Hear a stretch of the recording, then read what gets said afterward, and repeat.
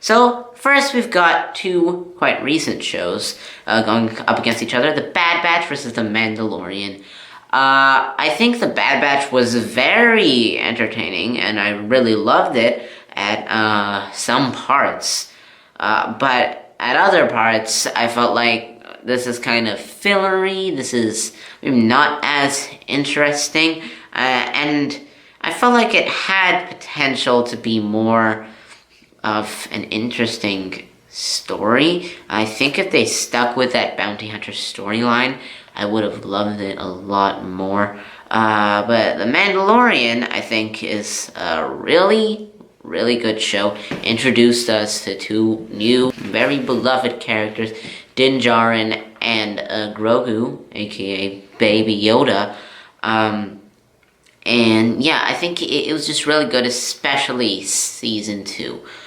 And they really developed Din Djarin as a character really well. So The Mandalorian moves on. So next we got Return of the Jedi versus The Empire Strikes Back. I think The Empire Strikes Back will take this. I like many people, think The Empire Strikes Back is the best Star Wars movie. I'm not as sure about it. A lot of people are like super sure. Yeah, The Empire Strikes Back. That's hands down the best Star Wars movie. For me, it's close. I used to have other movies as my favorite. The Empire Strikes Back has recently come up to be my favorite. But I think overall, it was really great, and I think it ended well. A lot of movies end with heroes winning. The Empire Strikes Back sort of had ended with the heroes not necessarily winning. So yeah, Empire Strikes Back moves on for me. I think it's a really great movie. So next we got the Book of Boba Fett versus the Phantom Menace. So the Phantom Menace for me, when I first watched it, I was like, this is cool. I liked it. But I've rewatched it recently, and it was kind of boring in parts. Wasn't as entertaining. So I think the Book of Boba Fett will take it. Big contributing factor was just how great episodes 5 and 6 were. But other than that, I just think the Book of Boba Fett is a way more interesting and entertaining story, though it does have its flaws. So the Book of Boba Fett moves on to the... Oh no, that's the Phantom Menace. The Book of Boba Fett moves on to the next round. So next we've got a three-way match. We've got The Last Jedi versus the Clone Wars movie, not the show, the movie, versus Rogue One. So first I'm going to put The Last Jedi versus the Clone Wars movie, and then the winner of that will come out, will go against Rogue One. So I think The Last Jedi would definitely take it for me. I've heard a lot of hate about The Last Jedi, and I think as a part of Star Wars, maybe it's not the best. A lot of people don't like how Luke was treated. I personally didn't mind it, and I think there are a lot of great things about The Last Jedi. It's definitely not perfect, but the Clone Wars movie, really to me just, this sounds kind of harsh, but represents what I really hate about the Clone Wars show, which I'll get into later when I talk about the Clone Wars show. So yeah, The Last Jedi definitely takes it. But now The Last Jedi against Rogue One. Now, I think I'll give it to Rogue One. It had some great... It really felt like Star Wars. They did a really good job with this concept. It was a bit of a weird concept with the movie, but it really felt like Star Wars. There were some great moments in it. And I really loved that Darth Vader hallway scene. That was super cool. So Rogue One moves on to the next round. Next we've got Revenge of the Sith versus the animated show Star Wars Resistance. This is hands down goes to the Revenge of the Sith. It's definitely my favorite movie in the prequels, which in my opinion is the worst trilogy out of the 3 Star Wars trilogies. Might be a bit unpopular. But yeah, but Revenge of the Sith was a really great movie. They did a super great job at showing Anakin's turn to the dark side, and Palpatine as a villain was really great too. And Star Wars Resistance, it wasn't necessarily terrible. It doesn't have a lot of super low lows, but all of it just felt kind of flat. I didn't really feel much. I didn't really care about the characters in it much. And overall, it just wasn't that interesting to me. So Revenge of the Sith definitely takes this one. So now we've got Star Wars Rebels versus Attack of the Clones. Star Wars Rebels has a lot of great episodes. There are some episodes that are just okay, but no terrible episodes. And yeah, it's got some of the best moments in Star Wars. And Attack of the Clones, it just felt kind of weird to me.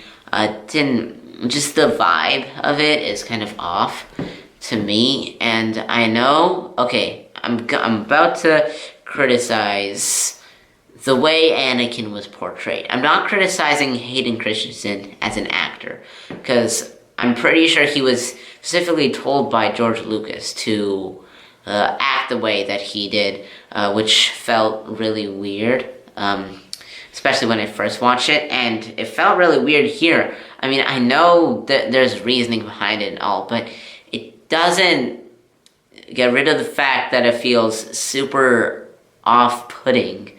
And that might be why they kind of changed him in the Clone Wars, because when I was first watching the Clone Wars, I'm like, Anakin feels like almost a totally different character in this show.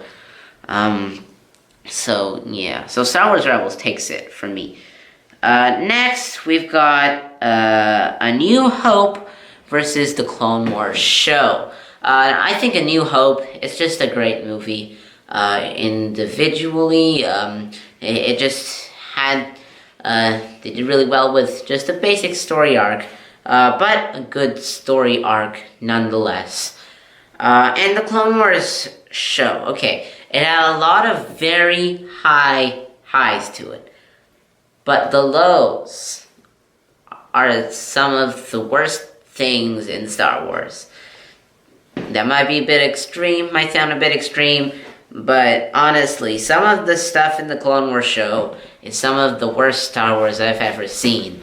Especially that arc with those droids and that weird orange planet. That is definitely the worst Star Wars I've ever seen. There's a lot to love in the Clone Wars show, but there's also a lot to hate. So yeah, A New Hope definitely takes it for me. And that's why Clone Wars, though it might be a lot of people's favorite Star Wars show, it's my second least favorite. I think it's better than Resistance. But I think the other shows, they have a way better ratio of good to bad. So yeah, Star Wars A New Hope takes it there for me. So next, we've got Solo versus The Force Awakens versus The Rise of Skywalker. So I'll go with, this is a three-way, so I'll go with Solo versus The Force Awakens, then The Force Awakens versus The Rise of Skywalker. So I think I definitely give this to The Force Awakens versus Solo. The Force Awakens has been criticized a lot for being very similar to A New Hope. I do see it, but I think, in a way, The Force Awakens does that kind of story better, right? If you know what I mean. Like, yeah, I see the similarities, but that doesn't really bother me, and I think they do that, and I think they do it better in The Force Awakens, in my opinion. And when I first watched it, I was just like, this is a really, really fun movie. And I really enjoyed it, and when I watched it, I really enjoyed it. So now The Force Awakens versus The Rise of Skywalker. The Rise of Skywalker is a bit of a mess. When I first watched it, that was the second movie, Star Wars movie I've ever seen in theaters. First one being Solo, actually. But yeah, when I first saw it, I was like, yeah, I'm not a big fan of this. It feels a bit of a mess. They keep cutting to different scenes, different characters, and it felt kind of sloppy. When I rewatched it, it was entertaining. But still, it's a bit of a mess. So, yeah, Force Awakens moves on. So now to the next round, the quarterfinals. We're going to start off with The Mandalorian versus The Empire Strikes Back. And my decision on this might shock you, but I think I'm going to go with The Mandalorian. It might be like recency bias. Maybe I've just seen The Mandalorian more times. I think I've only seen The Empire Strikes Back twice. And I definitely remember The Mandalorian a lot better. But for me, for some reason, I just tend to like shows more than movies. I don't know, maybe it's just the episodes are shorter, so I can like watch an episode and put it down. Because I tend to not watch movies all at once. I usually like watch a little bit and then go do some work, and then later I'll watch some more. I don't usually watch movies at once, which is maybe why I like shows more. Overall, I think The Mandalorian is just a really, really great show. And right now, when I think of Star Wars, I think about The Mandalorian. And I think, it introduced us to a really great character, Din Djarin, and I really loved it. So, yeah, The Mandalorian moves on to the semifinals. Now we've got the Book of Boba Fett versus Rogue One. Now, the Book of Boba Fett definitely has some flaws. Felt a little bit unnecessary. Boba doesn't really shine as a character, I feel, in this show. But I think it's just overall more entertaining than Rogue One. Rogue One, especially when I first watched it, was a little bit boring to me in parts. So I think I'll move the Book of Boba Fett on to the next round here. So now we've got Star Wars Rebels versus Revenge of the Sith. Definitely Revenge of the Sith is an iconic movie. It does like a prequel really well. And yeah, it's a really engaging story. So yeah, Revenge of the Sith moves on to the next round. Now we've got A New Hope versus The Force Awakens. Now these are two very similar movies. And as I said before, I think The Force Awakens does it better. So yeah, The Force Awakens moves on for me to the semifinals. So next we've got the two live action shows against each other. The Mandalorian versus The Book of Boba Fett. Now this is hands down The Mandalorian. Just watch The Book of Boba Fett episode 5 and 6, and then watch the other episodes of The Book of Boba Fett, and you'll know what I mean. Din Djarin is just a way better character than Boba Fett, in my opinion.